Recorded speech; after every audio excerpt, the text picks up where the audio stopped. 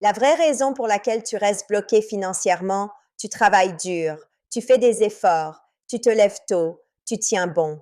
Et pourtant, à la fin du mois, il ne reste presque rien. Pendant ce temps, certaines personnes semblent attirer l'argent avec une facilité presque dérangeante, comme si la prospérité était leur état naturel, comme si l'abondance les suivait partout. Ce n'est pas une question de chance, ce n'est pas une question de talent, ce n'est même pas une question d'intelligence, c'est une question d'erreurs invisibles, des erreurs répétées chaque jour, des erreurs intégrées dans ta manière de penser, des erreurs que personne ne t'a jamais appris à identifier. Les Juifs représentent moins de 0,2% de la population mondiale. Pourtant, au fil de l'histoire, ils ont construit certaines des plus grandes fortunes, influencé la finance, le commerce, la médecine, le droit, l'innovation. Pourquoi? Pas parce qu'ils travaillent plus que toi, mais parce qu'ils évitent trois erreurs fondamentales que la majorité des gens commettent inconsciemment toute leur vie. Trois erreurs qui maintiennent des millions de personnes dans une lutte permanente. Trois erreurs qui sabotent tes efforts avant même qu'ils portent leurs fruits. Shalom. Je suis Sarah. Depuis plus de 20 ans, j'étudie les principes qui ont permis à mon peuple de prospérer malgré les exils, les persécutions et les crises. Aujourd'hui, je partage ces principes avec toi. Si tu corriges ces trois erreurs, ta relation avec l'argent changera radicalement. Et je ne parle pas d'une petite amélioration, je parle d'un changement structurel, profond, durable. Commençons. Erreur 1, tu penses en salaire au lieu de penser en valeur. C'est l'erreur la plus répandue et la plus destructrice.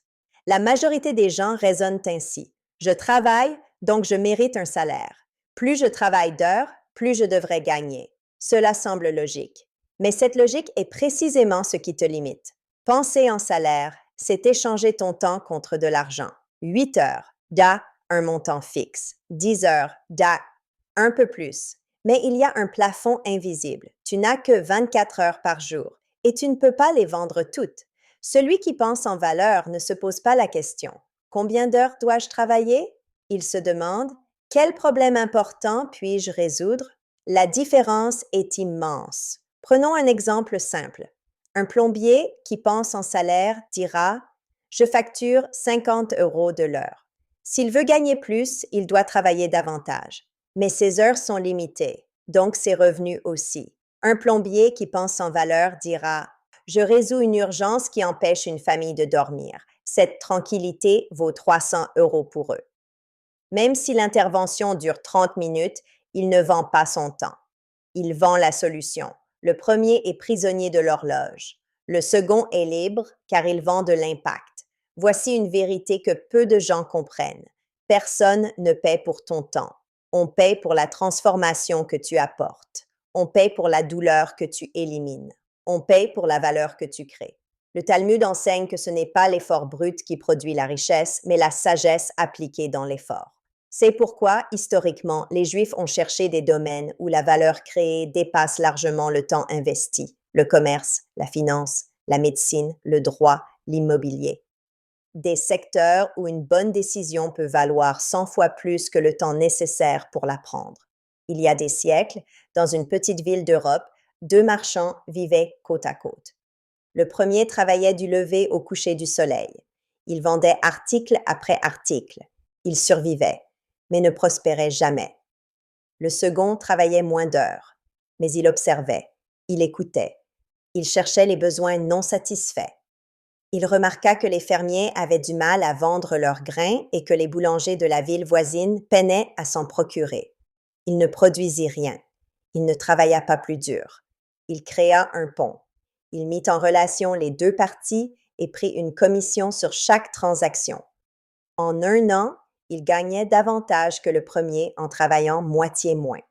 Pourquoi?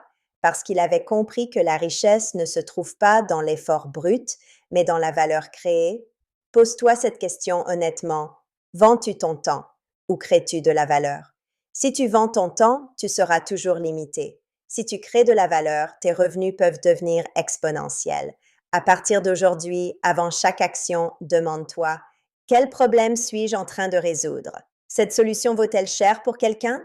Chaque problème autour de toi est une opportunité déguisée. Chaque frustration est un futur client potentiel. Chaque besoin non satisfait est une source de revenus qui attend d'être révélée. Les pauvres voient des problèmes et se plaignent. Les sages voient des problèmes et construisent des solutions. Erreur 2. Tu immobilises ton argent au lieu de le faire circuler. On t'a répété toute ta vie, économise, garde ton argent, ne dépense pas. L'intention est bonne. Mais mal comprise, cette logique devient dangereuse. Je ne te dis pas de gaspiller. Je te dis qu'un argent immobile perd de sa puissance. L'argent est comme l'eau. Une rivière qui coule reste pure. Une eau stagnante devient toxique. L'inflation agit silencieusement. 100 euros aujourd'hui ne vaudront pas la même chose dans 10 ans.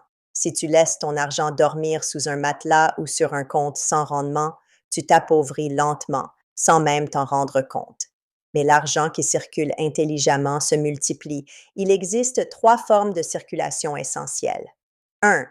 Investir. Mettre ton argent dans des actifs productifs. Immobilier, entreprise, marché, projet. Même petit, même 10 euros par mois.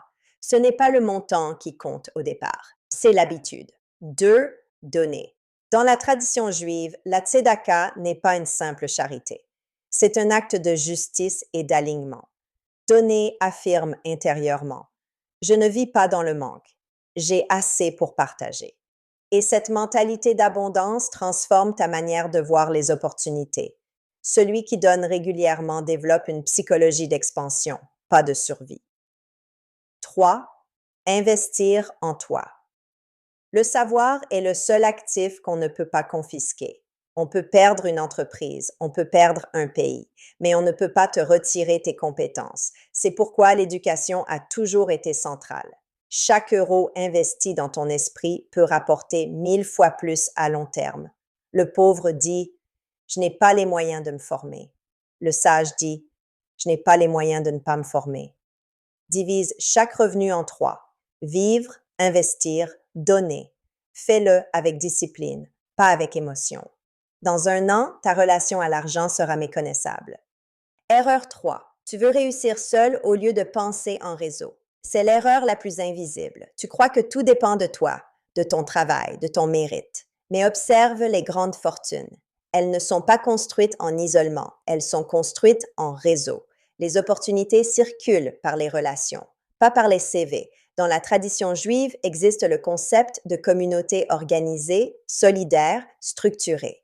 Un prêt se fait par confiance. Une opportunité est partagée. Un conseil est transmis. Ce n'est pas de la chance, c'est un système. Regarde l'histoire. Les Rothschild étaient 5 frères dans 5 capitales européennes, partageant informations et opportunités. Ils fonctionnaient comme un organisme unique. L'information rapide, les risques répartis, les gains mutualisés. Pendant ce temps, l'individu isolé protège jalousement ses idées, par peur qu'on les lui vole. Mais une idée non partagée meurt, une idée connectée grandit. Voici la règle. Ne te demande plus comment réussir seul. Demande-toi avec qui réussir. Chaque semaine, crée une nouvelle connexion. Offre de la valeur. Aide sans calcul. Un réseau ne s'active pas le jour où tu en as besoin. Il se construit longtemps avant. Dans un an, tu connaîtras 50 nouvelles personnes. Parmi elles, peut-être ton futur associé, mentor ou plus grand client. Les opportunités ne tombent pas du ciel. Elles viennent des relations. Conclusion. Le choix t'appartient.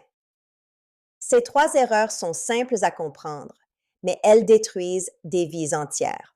On peut travailler dur toute sa vie et rester bloqué, pas par paresse, pas par manque d'intelligence, mais par mauvais paradigme. Maintenant, tu connais ces principes. La question n'est pas « sont-ils vrais ?» La question est « que vas-tu en faire ?» Ne cherche pas à tout changer d'un coup.